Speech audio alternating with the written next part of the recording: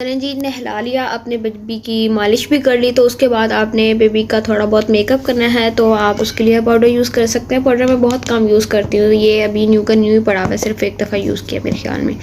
तो आप बेबी को लोशन ज़रूर लगाएं बेबी की बॉडी पे, और फेस के लिए आप कोई भी क्रीम यूज़ कर सकते हैं।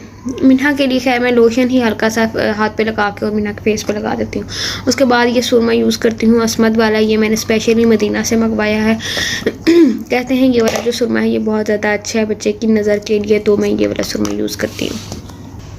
उसके बाद बारी आती है ग्रेप वाटर की। अगर आपका बच्चा दांत निकाल रहा है तो आप ये ग्रेप वाटर यूज़ कर सकते हैं। दांत नहीं भी निकाला तो भी आप 2 मंथ के बाद आप ग्रेप वाटर यूज़ कर सकते हैं।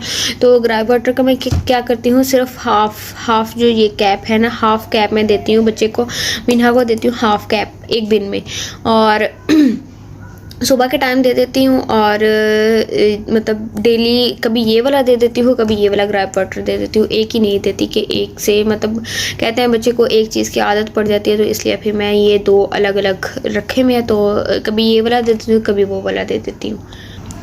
उसके बाद ये डाइगैस जो है ये बहुत ज़्यादा इंपॉर्टेंट है बच्चों के लिए। तो आपने डाइगैस ज़रूर बेबी को जो है वो दिन में, अगर आपको फील हो रहा है, मतलब ये कॉलिक के इशू के लिए, जैसे बेबी दूध वगैरह पीते हैं ना, तो बेबी को कॉलिक का इशू हमेशा रहता है। तो आपने क्या करना है, तो मैक्सिमम जो बेबीज़ है ना उनको कॉलिक का इशू होता है। तो आपने क्या करना है कि दिन में 2 दफ़ा, मतलब 2 दफ़ा सुबह के टाइम 3 ड्रॉप्स, और शाम के टाइम सोने से पहले 3 ड्रॉप्स ही बेबी को दे देना है। बेबी का जो भी पेट दर्द या इस तरह का कोई भी मसला होता है ना, तो बेबी को ये इससे हल हो जाता है आराम से, जल्द, मतलब ये फ़ौरन हो जाता है बच्चे का ना पेट, गैस वगैरह ख़त्म हो जाता है बच्चे का। तो इसलिए आपने ये डाइगैस जो है ना ये लास्ट में अपने पास रखने हैं। उसके बाद ये बच्चों वाली जो पैनाडॉल है ये बहुत ज़्यादा इंपॉर्टेंट है, आपने ये लाजमी अपने पास रखनी है बेबी को। जिस तरह बेबी 3 मंथ का या 4 मंथ का हो जाता है तो फिर क्या होता है कि बेबी थक जाता है, जब खेलता है ना, टांगे वगैरह मारता है, तो यही बेबी की बहुत ज़्यादा बड़ी एक्सरसाइज है, तो थक जाता है। तो आपने वीक में एक दफ़ा ना पैनाडॉल ज़रूर दे देनी है बेबी को ना, थोड़ी सी। तो अगर आपको जिस तरह फील हो बेबी को थोड़ा सा टेम्परेचर ज़्यादा हो रहा है, ज़्यादा गर्म लग रहा है उसका सर वगैरह, तो आप बच्चे को पैनाडॉल दे लें। तो उसके ये है कि उससे बुखार नहीं होगा उसको, और बेबी फ्रेश हो जाएगा। उसके बाद अगर बेबी को खांसी वगैरह हो तो आप ये वाला सिरप दे सकते हैं, ये खांसी के लिए बहुत ज़्यादा अच्छा है। ये मुझे डॉक्टर ने ही रेकमेंड किया था, तो मैंने तभी लिया ये वाला।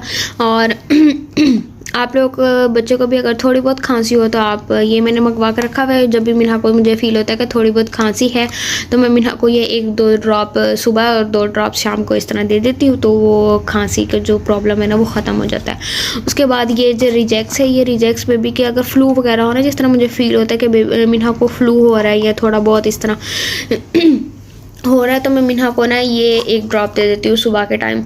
तो मतलब एक जो ड्रॉप का वो होती है ना पूरी, तो वो मिन्हा को पिला देती हूँ। तो उससे ना मिन्हा का, सॉरी सुबह के टाइम नहीं, ये रात के टाइम देती हूँ, क्योंकि इससे बेबी को नींद भी आती है। तो अगर ये होता है ना फ्लू वगैरह, तो नाक वगैरह बंद हो जाता है, तो इसलिए ये रात के टाइम देती हूँ, जिससे ना मिन्हा को आराम से सुकून से नींद भी आ जाती है, वो आराम से सो जाती है। फिर मैं भी उसके साथ सो जाती हूँ, क्योंकि सारा दिन उसने तंग किया होता है, तो फिर मैं आराम से उसको ये दे देती हूँ और वो सो जाती है। उसके बाद ये नॉर्सलाइन पी जो है ये बहुत ज़्यादा अच्छी है। ये जो है नमक और पानी का जो मिक्सचर होता है, तो आप बच्चे को ना आराम से ये मतलब जब आपको लगे कि बेबी का नाक वगैरह बंद है रात के टाइम, दूध पीने में अक्सर प्रॉब्लम हो रही होती है बच्चे को, तो ये बच्चे के नाक में डाल दें तो फ़ौरन से उसका नाक खुल जाता है, और आप बच्चा जो है ना वो आराम से दूध पी लेता है। उसके बाद ये हमदर्द घुट्टी जो है ना ये बच्चे के लिए बहुत ज़्यादा इंपॉर्टेंट है। जब भी आपको फ़ील हो कि बच्चे को कब्ज़ हो रही है या बच्चे के पेट वगैरह में दर्द है, गैस हो रही है उसको, तो आपने ना ये बच्चे को थोड़ा सा हाफ स्पून है ना गर्म करके बच्चे को पिला देनी है, थोड़ी हल्की सी, जिस तरह नीम गर्म होती है ना पीने के काबिल जिस तरह, तो वो आपने ना बच्चे को गर्म करके ना पिला देनी है। उससे ना फ़ौरन ही बच्चे का जो कब्ज़ वगैरह का इशू है ना वो ख़त्म हो जाता है। तो आप, ये बहुत ज़्यादा इंपॉर्टेंट है, ये आप ज़रूर ले लें।